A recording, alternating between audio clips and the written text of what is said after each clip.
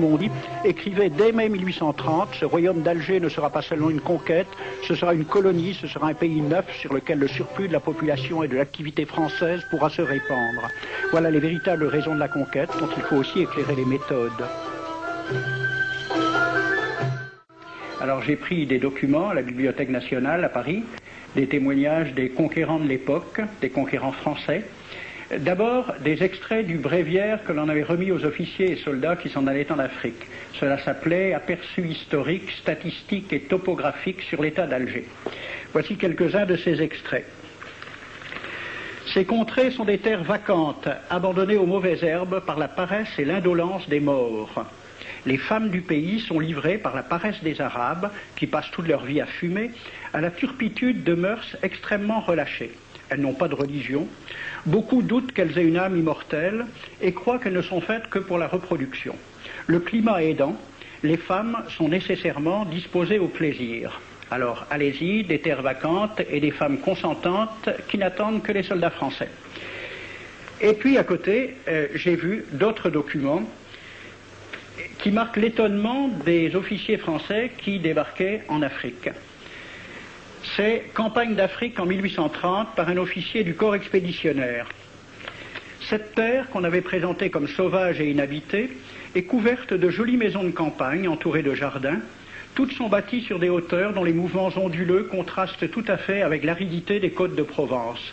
La végétation y est superbe et partout des sources et des courants d'eau fécondent la terre. Les fruits y sont en abondance. Un grand nombre d'aqueducs amènent les eaux jusqu'à la capitale. Et le maréchal Bugeaud lui-même. J'ai reconnu que l'Algérie produit beaucoup de grains, une immense quantité de bétail. L'immensité des terrains ensemencés atteste l'existence d'une population beaucoup plus nombreuse qu'on ne le pensait. Le commandant Claude-Antoine Roset, dans Voyage dans la Régence d'Alger en 1833. Presque tous les hommes savent lire et compter. En France, on compte à l'époque 40% d'analphabètes. Ainsi, les soldats qui débarquent sont en général moins instruits que les sauvages qu'ils viennent civiliser. Le ministre de la guerre de l'époque, qui s'appelait Girard, il faut se résigner à refouler au loin, à exterminer même la population indigène. Le ravage, l'incendie, la ruine de l'agriculture sont peut-être les seuls moyens d'établir solidement notre domination. Savary, duc de Rovigo, apportez des têtes, bouchez les conduites d'eau avec la tête du premier bédouin que vous rencontrerez, au nom bien sûr de la civilisation. Christian, dans l'Afrique française, un détachement de l'armée parti d'Alger surprend la tribu désarmée des Olifia et massacre sur le champ tous les hommes, femmes, enfants, sans distinction. On parlera de 12 000 morts. Les troupeaux raflés aux Olifia seront vendus au consul du Danemark. Quant au reste du butin, il fut exposé au marché de Babazoun. On y voyait des bracelets de femmes encore attachés à des poignets coupés et des boucles d'oreilles pendant à des lambeaux de chair, au nom de la civilisation. Le colonel François de Montagnac. Selon moi, toutes les populations qui n'acceptent pas nos conditions doivent être rasées. Tout doit être pris, saccagé, sans distinction d'âge et de sexe. L'herbe ne doit plus pousser là où l'armée française a mis le pied.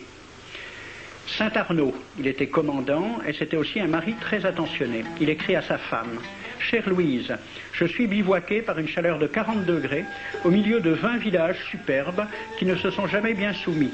Je leur ai donné jusqu'à ce soir pour payer les impôts et les amendes que je leur inflige. S'ils ne s'exécutent pas, j'enverrai 3 colonnes brûler tout. » En juin 1845, la tribu des Ouled Riha, chassée de ses douars par les détachements incendiaires du colonel Pélissier, se réfugie dans des grottes de montagne. Ordre du maréchal Bugeaud. Si ces gredins se retirent dans leurs cavernes, imitez Cavaignac aux Béha, fumez-les à outrance comme des renards. Voici le récit d'un témoin, français bien sûr. Voir au milieu de la nuit, à la faveur de la lune, un corps de troupes françaises occupé à entretenir un feu infernal. Entendre les sourds gémissements des hommes, des femmes, des enfants et des animaux, le craquement des rochers calcinés s'écroulant. Le matin, quand on chercha à dégager l'entrée des cavernes, gisaient des bœufs, des ânes, des moutons. Parmi les animaux, entassés sous eux, on trouvait des hommes, des femmes, des enfants. J'ai vu un homme mort, le genou à terre, la main crispée sur la corne d'un bœuf. Devant lui était une femme tenant son enfant dans ses bras. Cet homme avait été asphyxié au moment où il cherchait à préserver sa famille de la rage de cet animal. On a compté 760 cadavres. Le 8 mai 1845, Saint-Arnaud découvre 500 Algériens qui s'abritent dans une grotte entre Ténès et Mostaganem. Saint-Arnaud ordonne à ses soldats de les emmurer vivants. Il écrit « Je fais boucher hermétiquement toutes les issues et je fais un vaste cimetière. La terre couvrira à jamais les cadavres de ces fanatiques. » C'est à peu près ce qu'ont dit les Allemands en massacrant le village d'Oradour-sur-Glane. Montagnac, toujours lui, le colonel. Voilà comment il faut faire la guerre aux Arabes. Tuer tous les hommes jusqu'à l'âge de 15 ans. Prendre toutes les femmes et les enfants. Vous me demandez ce que nous faisons des femmes que nous prenons? On en garde quelques-unes comme otages. Les autres sont échangées contre des chevaux et le reste est vendu à l'enchère comme bête de somme. Toujours au nom de la civilisation. Nous rapportons un plein baril d'oreilles récolté pair à pair sur les prisonniers. Il contient même celle d'un de nos 58 gendarmes morts de maladie. 2 pièces de 100 sous ne sont pas à dédaigner. Le maréchal Soult, ministre de la guerre, répondant à des questions à la Chambre des députés. En Europe, un tel acte serait horrible et détestable. En Afrique, c'est la guerre même. C'est la guerre même, c'est du moins ce que dit le ministre français, mais en face, voici un décret pris par l'émir des Arabes, l'émir Abdelkader. Tout Arabe qui amènera vivant un soldat français recevra pour récompense la somme de 8 douros. Tout Arabe qui aura un Français en sa possession sera tenu de le bien traiter et de le conduire le plus promptement possible, soit devant le califat, soit devant l'émir lui-même. Dans le cas où le prisonnier aurait à se plaindre de mauvais traitements, l'Arabe n'aura droit à aucune récompense.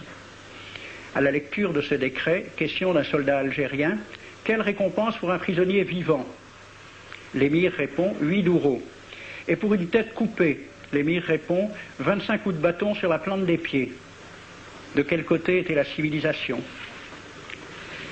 J'ai donc fait ce film avec les citations et des dessins et gravures qui étaient à la Bibliothèque nationale à Paris, et j'ai proposé le film à la Ligue de l'enseignement pour qu'il soit projeté dans les lycées et collèges de France et de Navarre. La Ligue de l'enseignement l'a refusé avec cette appréciation.